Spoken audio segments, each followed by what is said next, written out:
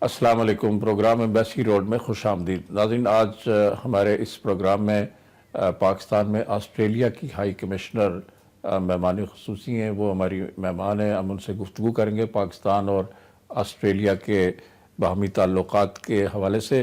Margaret Adamson उनका नाम है और वो तकरीबन 1.5 साल से पाकिस्तान में ऑस्ट्रेलिया के हाई कमिश्नर हैं।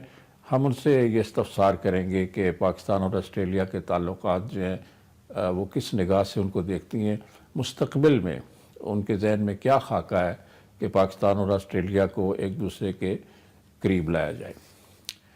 Thank you very much, High Commissioner. You have joined us in this program. It's a great pleasure to have you at the residence. Thank you very much.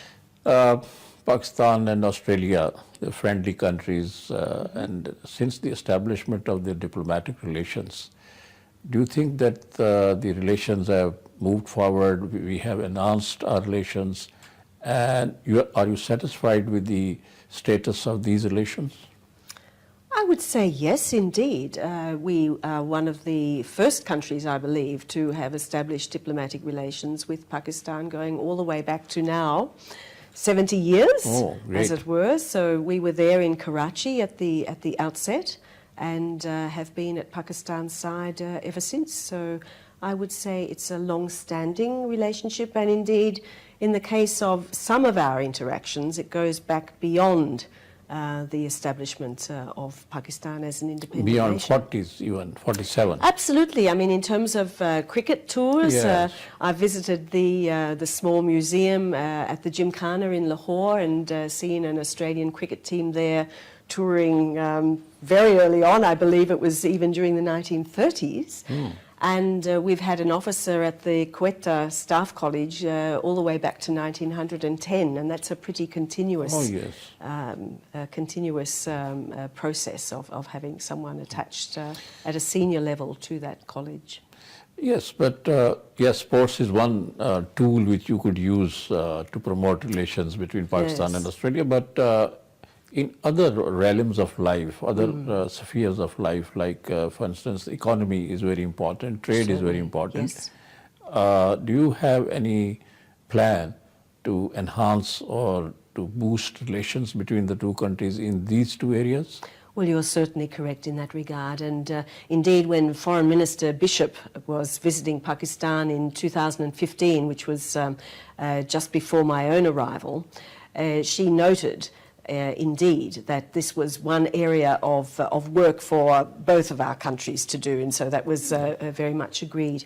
Of course, you know, geographically our countries are a little distant, but I would say that that's really no excuse. We have plenty of potential. And I think that that is something that we will see both myself and the counterpart High Commissioner, Madam Chohun, working energetically on. I have been pleased just over the last months actually to witness some growth of a very low base, I will note, but some growth in the trade figures between our two nations. And so, you know, we have certainly gone over the 1 billion mark, and that has been $1 billion Australian dollars, two-way trade, and that is quite significant really when one is looking at quite a low base there. But High Commissioner, which areas the trade could be expanded more? I mean, is it agriculture, is it textile or leather industry or surgical goods which Pakistan is producing?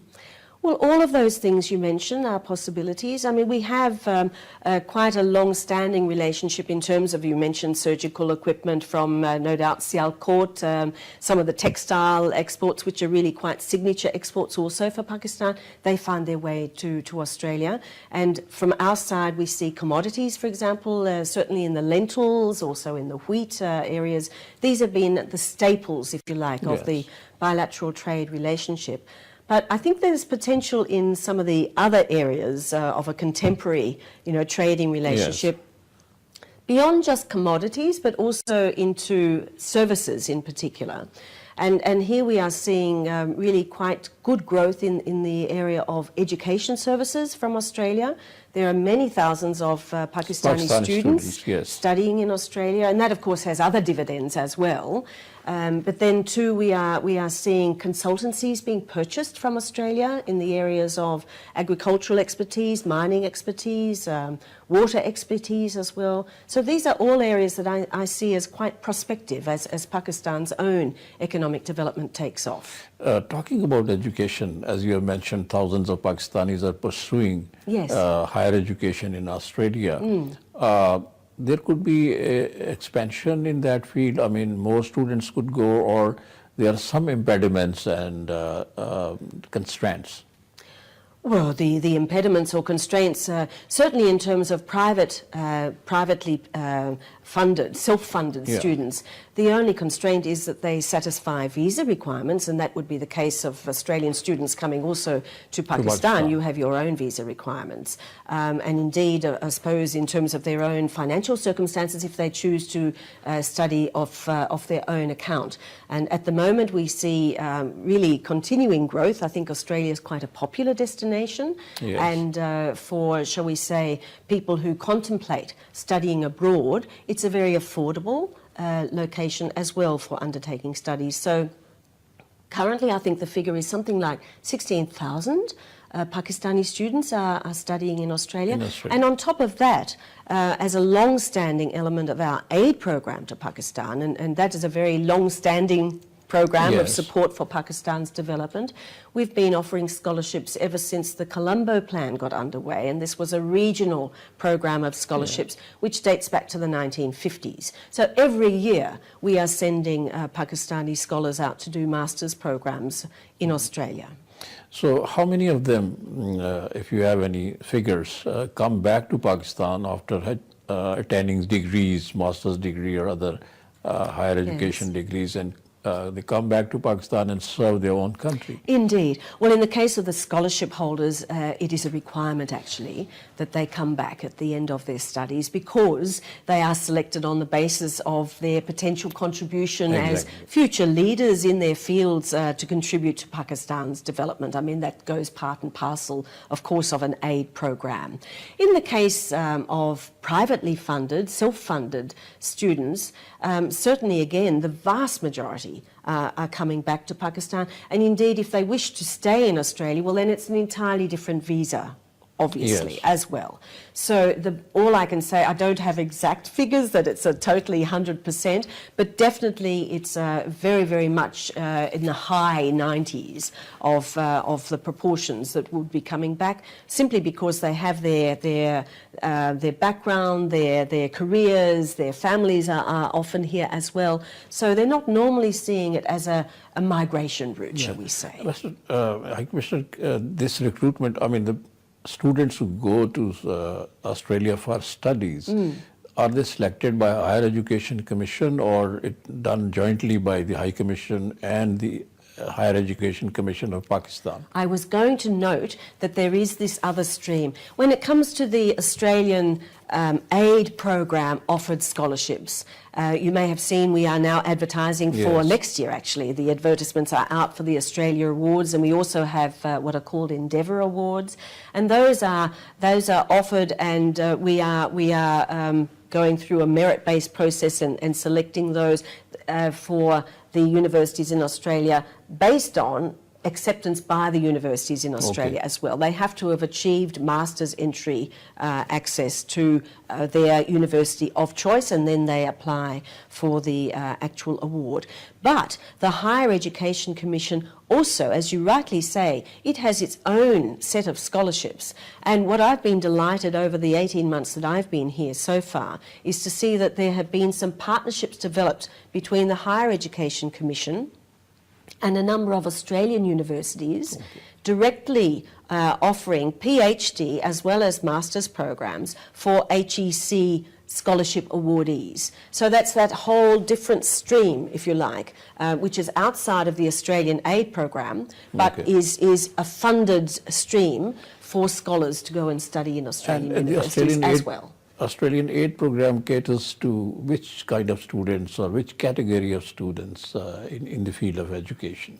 Well, we are offering master's programs under the Australia Awards program, and as I mentioned, there's an additional program which is called the Endeavour Awards, and the Endeavour Awards offer PhD as well as masters. And then, as I said before, the HEC program of scholarships for Pakistanis, which I think go to many, many countries around the world, they are offering PhDs and masters. High Commissioner, can you, do you have something in your mind to actually enhance and boost trade? Because my understanding is that Australia has been helping Pakistan in developing the dairy farming in Pakistan. Yes. Cattle breeding and horse rearing and all these kind of things. That's true. So Australia is keen to do it, or they are not?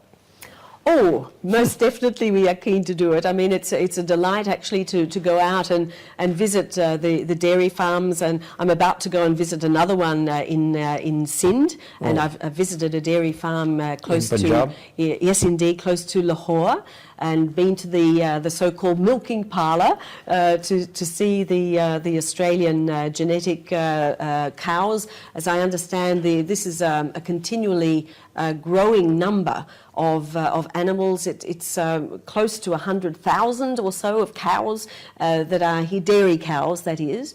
So this has been, actually, one sees in the aid program where we have been assisting through the dairy industry and also the meat industry, whether it be beef, whether it be mutton, also, as I mentioned, dairy, also in the areas of research for improved seeds and more sustainable farming methods generally, and that also starts to segue into the water sector.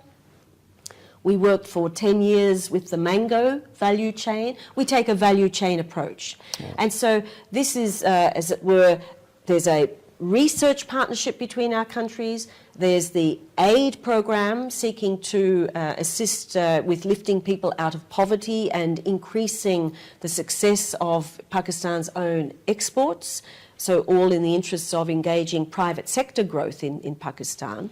And then, of course, that links very neatly, quite clearly, into commercial outcomes as well, because there are, quite obviously, a number of farming enterprises and industrial enterprises linked to agribusiness or the veterinary sector or the dairy sector, where there is a lot of money engaged. I mean, I've noted and commended and applauded a recent Dutch investment in Pakistan, Dairy in sector. Engro.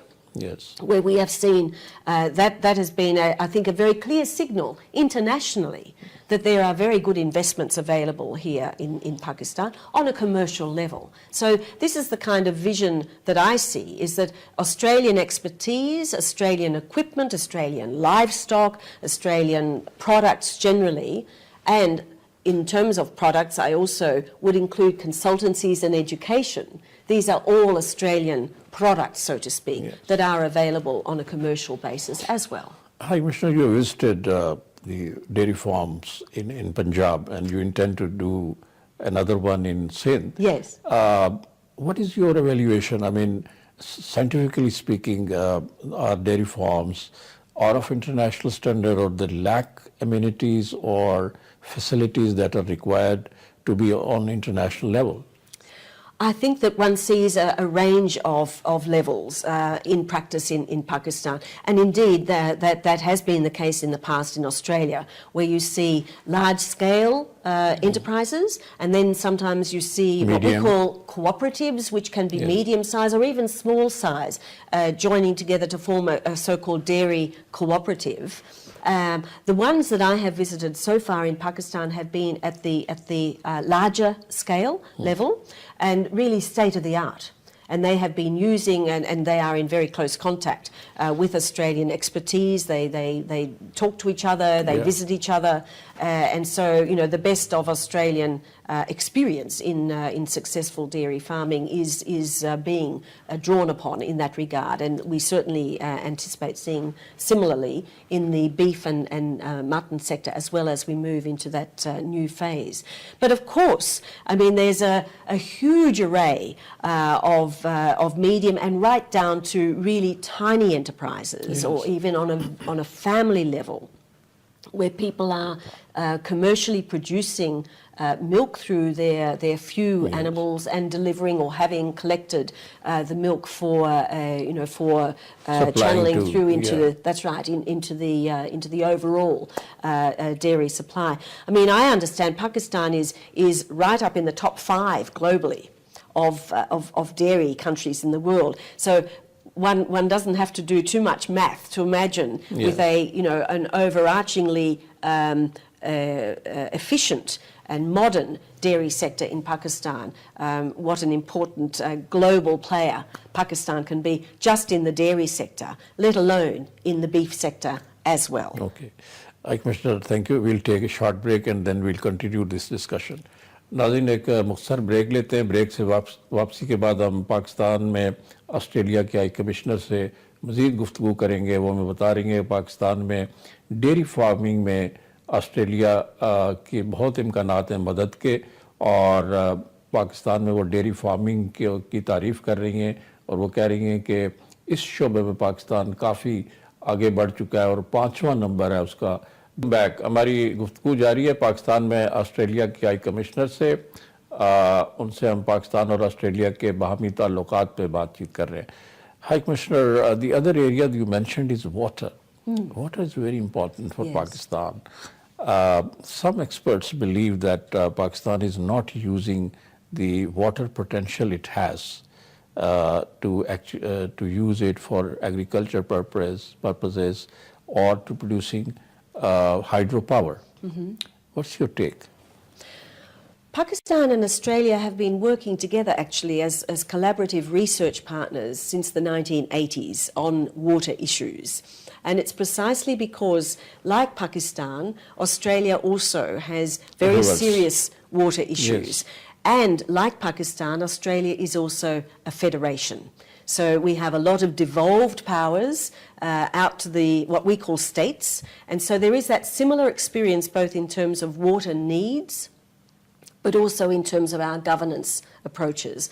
And so this research partnership that we've been engaged in has been a very fruitful partnership for both sides in gathering data in terms of sustainable water use, and not just in terms of our major river systems, but also in terms of groundwater, and how we can, together, as it were, develop systems for more efficient use of water.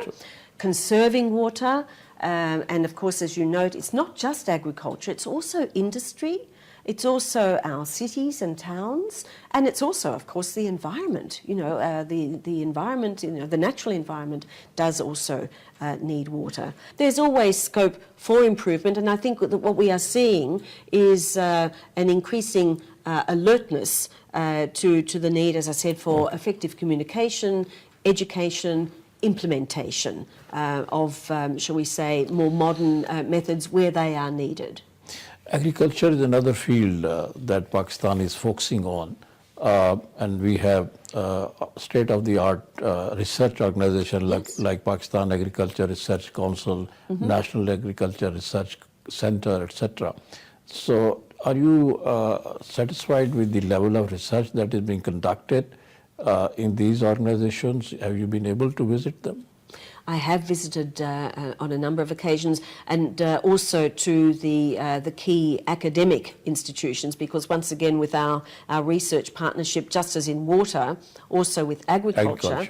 Pakistan has been a priority nation for the Australian Centre for International Agricultural Research. And again, that partnership goes back at least to the 1980s, if not even older.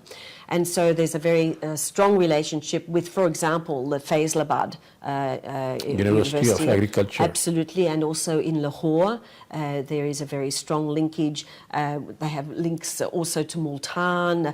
Punjab tends to be a big focus, mainly because obviously it is the key agricultural producing province and has, of course, over half the population of Pakistan. 60% of Pakistan's population. A huge focus in terms of the agricultural effort is indeed in Punjab, and so that tends to be where we have the closest linkages in that way. So no, I mean, my sense has been that there is a very impressive research knowledge and a lot of ongoing research is underway. And I should in fact quickly note that in addition to Punjab universities, I had the pleasure of visiting a very important university close to Hyderabad in Sindh, where also a lot of research is underway, in particular in the water related areas.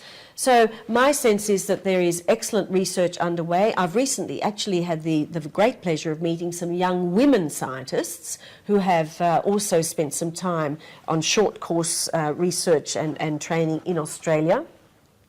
And there we see too that it's not just a male domain. I think that's an important point to register. Yes. So we see some excellent women academics also engaged in research and also at the levels of policy.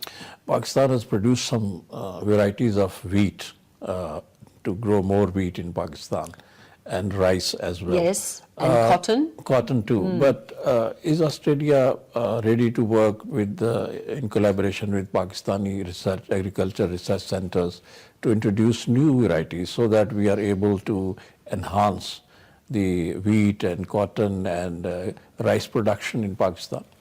In the new phase of what we call our value chain approach, I mentioned earlier that we had worked for many years with the mango sector, and in particular looking at the value chain approach there, all the way through, if you like, from the research through the farm gate production and through to the sharing of knowledge with farmers. Absolutely, farmers. But when we say value chain, all the way through to export, sir, so the marketing and the export as well. Everything included. That's right. So this is really, I think, I mean, mango is often held up as the iconic fruit of Pakistan, and I'm really quite proud of the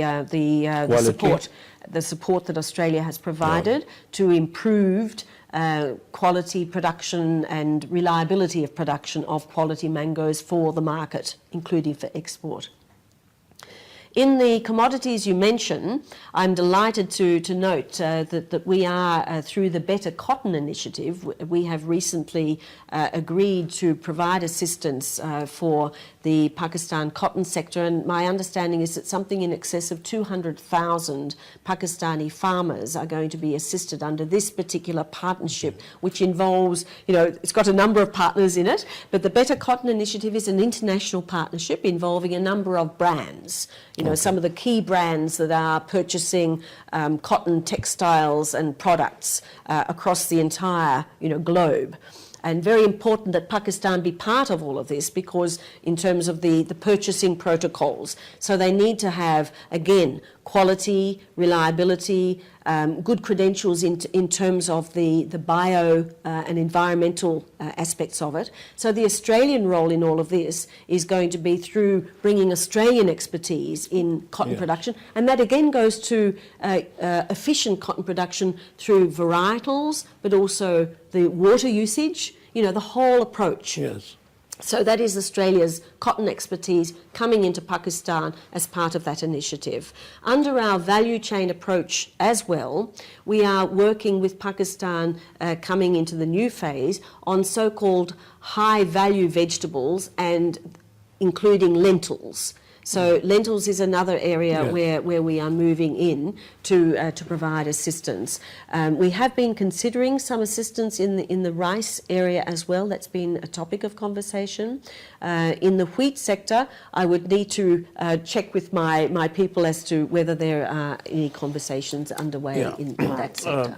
But traditionally, Pakistan has also been importing wheat from Australia. That's right. It's been an import. Yes, and but do you think that Pakistan can increase the wheat production because the population is growing at a very great rate in Pakistan? So, in order to meet their food requirements, Pakistan needs to boost the production in the wheat area. I guess so. Is Australia ready to help Pakistan to find a new variety in wheat? Well, as I said to you, I'm not aware of any But, current conversations in that regard. It's not been a request that I have been made aware of by Pakistan. We have, as I mentioned before, a long track record of undertaking research. There may well have been, in the course of those many years of research, looking at wheat varietals, particular seeds in wheat that would be best, best equipped for the climate, water, disease situation of Pakistan. That may have been the case, but as I say, I'm not aware of any new request for Australia to assist in that area. My understanding is, High Commissioner, that a lot of Pakistani agriculture scientists and researchers went to Australia for higher training. That's right. And this process is still going on? Or? Absolutely. Okay. Yeah. As I mentioned to you before, we do have our scholarships program, and every year there would be a number of those awardees who are engaged in agricultural sector. So that is in terms of the Australia Awards program.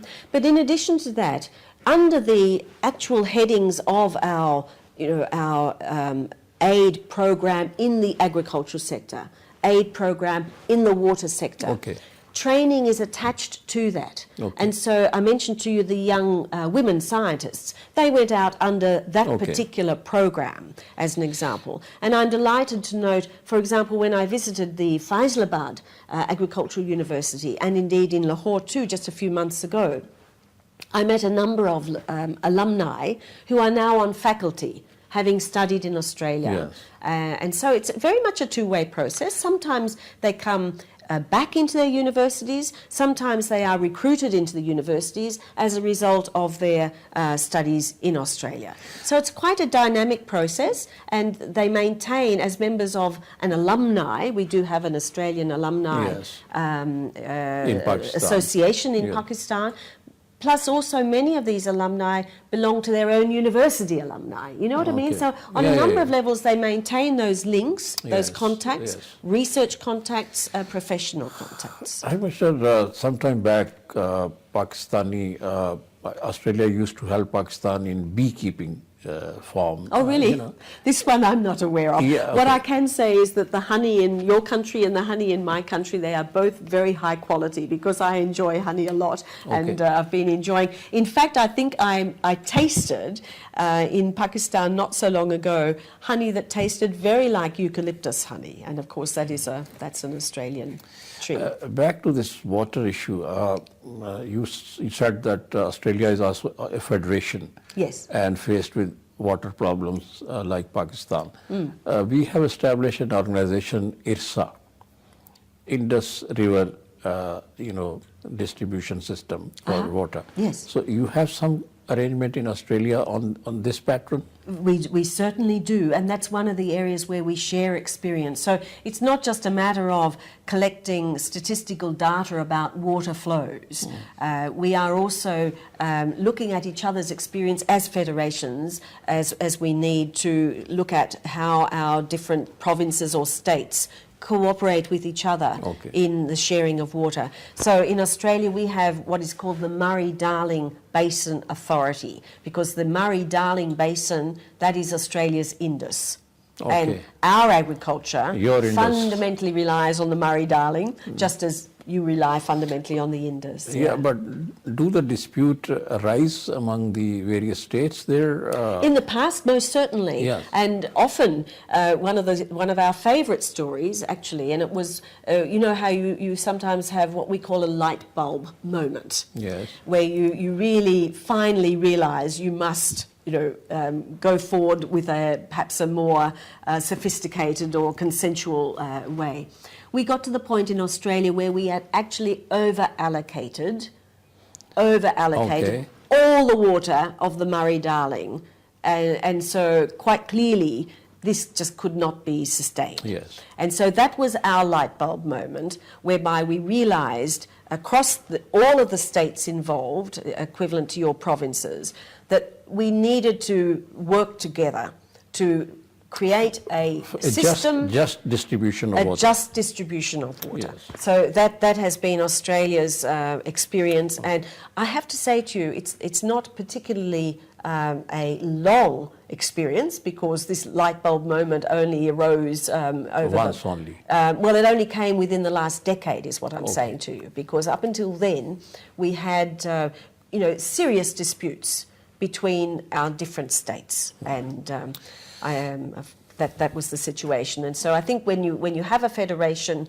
it does These kinds of problems generate do arise. Yeah, that's Yes, exactly yes, right. And okay. I think water is of a particular, particularly important example of the need to work cooperatively together. Thank you, Commissioner. We'll take another short break. नाज़रीन एक मुख्तसर break लेते हैं. Break से वापसी के बाद हम पाकिस्तान में ऑस्ट्रेलिया के हाई कमिश्नर मार्गरेट एडमसन से गुफ्तगू का सिलसिला जारी रखेंगे. पाकिस्तान और ऑस्ट्रेलिया के दरमियान मुख्तलिफ शोबों में जो ताउन है उस पर. Welcome back high commissioner. Pakistan is suffering from energy crisis, as you know. You have read a lot of stories about it, and almost in your stay in Pakistan, 1.5 years, you must have become familiar with the problem. Is Australia ready, or can Australia help Pakistan to overcome the crisis, particularly in the hydropower sector? Possibly hydropower experience in Australia may be relevant in Pakistan's experience. I would say Australia has done some hydro power generation of electricity, and indeed the company that arose from our largest national experience of hydropower construction then became an internationally recognised expert on not only hydro but broadly speaking infrastructure, and they have been present in Pakistan actually for a number of years, but they recently become a Singapore-owned company, Okay. as happens of course in the global context. But that company was the Snowy Mountains Engineering Corporation, and so they had been present, and they are still here in Pakistan and engaged with the supervision of certain projects, whether it is road construction or whether it is, I believe, also in hydro projects here in Pakistan. So if you like, through that commercial level, our experience has been shared with Pakistan in the hydro sector. But there are, of course, in a country's energy mix, there are many components. Sources to get, yes. Many components, and just as in Australia's case, I'm very much aware from my own conversations here that Pakistan continues to work very hard to close the gap in terms of its energy needs, so-called one of the key E's in the Yes. priorities for the government. But for example, I was very happy that Minister Abbasi travelled out to Western Australia, to Perth, to the International LNG Conference. These are absolutely major clearinghouses Yes. of all of the major companies involved in the LNG sector. Australia is poised to become a very major LNG supplier on the global scene, and so Minister Abbasi travelled out there and had some very fruitful conversations, I believe, out there in terms of Pakistan's own desire of LNG. to make use of LNG as a clean source of energy. I'm also conscious that, and indeed I'm delighted that Australia is part of this too, and that is the Gul Ahmed Wind Corridor project. The Australian aid program. Our Australian aid funds have been part of that consortium, which is the Infraco Asia consortium, which is all part of that particular groundbreaking project, I would say. Very innovative. It's the first time for Pakistan. So that's another where Australia is engaged in support of Pakistan's energy needs. And also, I note that in the area of non-renewables, that Pakistan is endowed with a very, like we are too in Australia, a very strong endowment of coal. And so Australia too, we have a absolutely world-class reputation. Again, a value chain reference that I would make, because it's not just about the actual mining. You know, to successfully mine, and then of course to project into the grid, the electricity grid. There are just so many aspects. Commissioner, there is a great opposition to producing electricity through coal because of the environmental hazards. That is why you need mitigation. You need mitigation. I mean, I think that the consensus would be that coal will be part of energy generation for some time to come, globally. There really, as the world is moving, of course, very responsibly towards a cleaner energy systems. But even using coal, you can take measures to reduce the emissions that emerge from these kinds of energy power plants, whether it is black coal or whether it is brown coal. So that is Australian expertise that we also have available for Pakistan. Okay. The renewable resources of energy like wind and solar, Pakistan is also seeking energy from these sources. Yes. So is Australia ready, or does Australia have the expertise to share with Pakistan? Well, I have just mentioned to you the wind. That is the first for Pakistan. That's one, and Australian, well, that's the first one, and then it will of course be up to Pakistan as to whether it wishes to undertake further exploitation of its potential to have wind-generated electricity. So we will remain available for conversation on that sort of level. And what about the solar And in energy? terms of solar, yes, indeed, Australia is another country. There are many countries engaged in the solar sector, and I am aware of some small-scale cooperation between some Pakistan, and this is on a commercial level, Pakistan and Australian suppliers. Overwhelmingly, I might note that the production of the actual units is coming, I believe, from China these days. Yes. So that is part of the. Well, I think I think on a global level, China simply produces the vast bulk of the solar, the componentry that goes into solar farms. And so I'm simply noting that when it comes to the supply, if I were to say I would love to export to Pakistan Australian solar units, that probably wouldn't happen because China is a very, very efficient producer, and China, of course, is a much closer neighbour.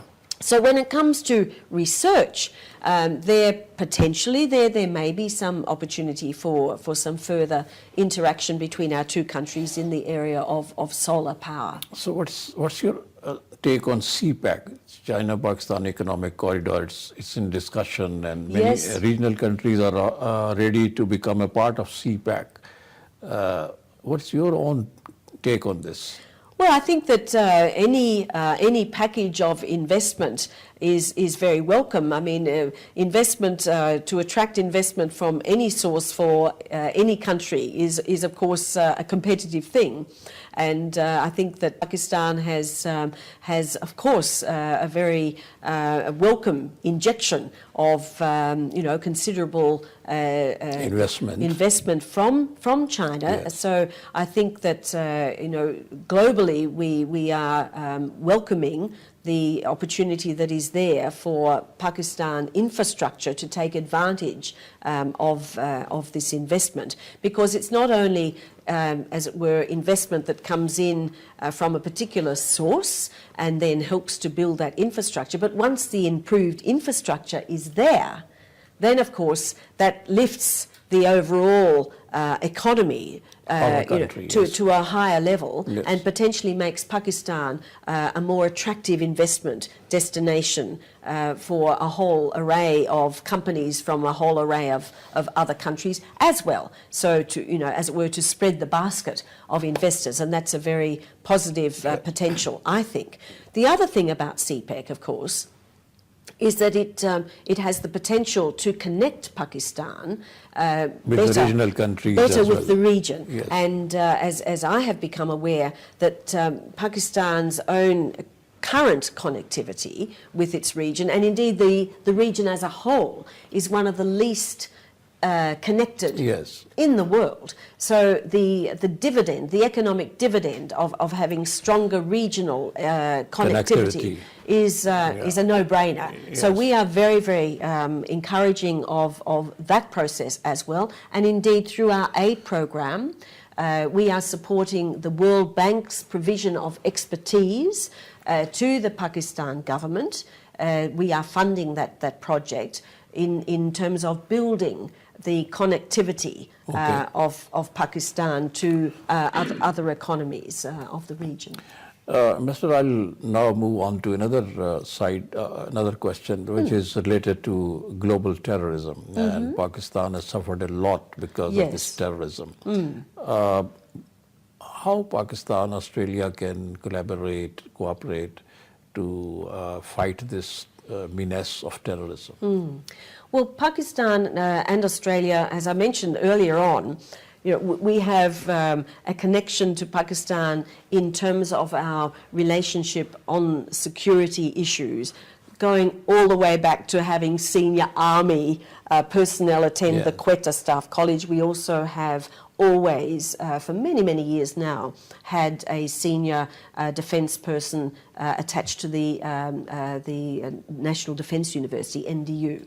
So we are there in terms of maintaining a very open and frank dialogue with Pakistan on all of these issues between our defence forces and also between officials. We maintain a very open dialogue with each other. Australia, we use that term solidarity. Australia has very, very much a sense of solidarity with Pakistan and appreciates the efforts that Pakistan has had underway, and indeed has extended on multiple occasions condolences for the terrible consequences of terrorism in Pakistan. We are offering, on a modest level, I mean, our aid program and our capacity to assist obviously is of a much smaller scale than a number of the other partners that Pakistan has. But we're very much like-minded in these areas. And as I said, we do offer some capacity building, so in the form of training from our Defence Force. Also, the Australian Federal Police is providing capacity building. So to whether Pakistan Police? Yes, to Pakistan Police, and also in other relevant agencies when it comes to Capacity building, absolutely. Yes. And some of that capacity building may be in relation to detecting financial flows that may be directed towards, terrorists. Financing terrorists. Exactly. Yeah. So this kind of capacity building, so it's not just necessarily the police force, that too, but relevant, the relevant agencies that are engaged across what is, of course, a very complicated but very, very urgent area globally for us collectively to work on. And last short comment on sports, Pakistan and Australia. Yes. We have lost matches, matches in Australia. Yes. But you think that this is an effective tool to enhance bilateral relations, and the sports activity between the two countries will continue? Well, indeed, and I think cricket is the iconic one, but also hockey. These are two green-based hockey, not ice hockey, of course. We don't have ice hockey in Australia, but these two sports really we have a lot to do, a lot of national passion engaged, and yes, indeed, it's recently not the best experience for Pakistan in the recent playing in Australia. There are the one-day matches, which are still to play out. So, you know, we wish Pakistan the best of luck with those. But I do very much believe that sports connections are very, very important. Just as I said before, students you know, the dividends that come from people-to-people contacts across all of these activities. We have launched, on a very modest scale here in Pakistan, a tournament for school girls, actually, from underprivileged schools. We've just had a pilot for that. It'll continue to be quite modest, but what we hope is that it will be a bit of a catalyst going forward, and that we will see, you know, stronger feeder effort and the joy of playing sport for girls as well as boys. Also, very recently, I was delighted, and this is a commercial activity, actually, the Lahore calendars. Not sure if you've heard of the calendars. They recently went to Sydney. A reception here. Indeed, indeed. They were magnificent. They went out to Australia. This was a squad of young men selected from over 100,000 from all over Punjab. And I think it's set, so they tell me, to become a national initiative. And so for young boys, and they told me they were going to also extend it to young girls as well. So I think that this is a very nice way to see on multiple levels. So it shouldn't just be at the test level. This, of course, is the creme de la creme. And we have that very, very proud tradition going back, as I said, in both of these key sports. But I want to see it developing down into more of a, shall we say, more into the feeder levels and into community sport for both boys and girls. Thank you, Commissioner. नाज़रीन, आपने हमारे इस programme में पाकिस्तान में Australia के high commissioner Margaret Adamson की गुफ्तगू सुनी।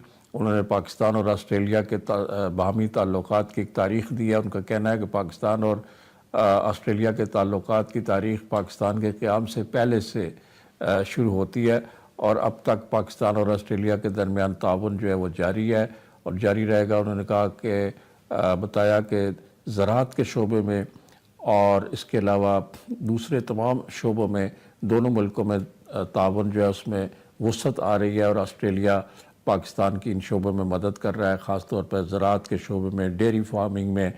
और उन्होंने ये कहा कि खेलों के ज़रिए पाकिस्तान और ऑस्ट्रेलिया के दरमियान ताल्लुकात को बेहतर बनाने के लिए बहुत कुछ किया जा सकता है। और उन्होंने बाज़ इनिशिएटिव्स का जिक्र किया है कि पाकिस्तान और ऑस्ट्रेलिया के दरमियान ताल्लुकात बेहतर बनाने के लिए खेलें किस तरह का किरदार अदा कर सकती है। इसी के साथ ये प्रोग्राम ख़त्म होता है।